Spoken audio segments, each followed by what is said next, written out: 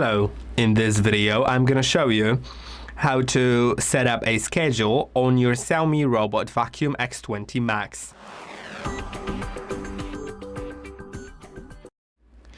To set up a cleaning schedule, click on three dots in top right corner, then select Scheduled Cleanup and click on plus. Now you can set the cleanup start time to whatever time you like.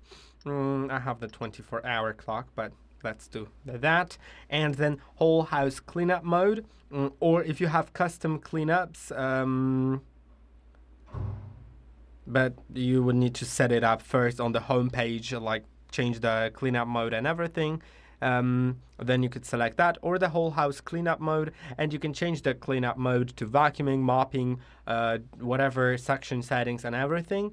Then the repetition, whether you just do it once, so you enable the schedule, it happens on the first possible occasion, then it turns off the schedule, or if it does that daily, Monday to Friday, Saturday and Sunday, or custom, and you can set the days yourself. Let's do that. And now, as you can see, it's all set. When I approve, I can enable the schedule or disable it to pause it until I enable it back again. I hope that this video was helpful. Don't forget to like and subscribe, and I'll see you in the next one.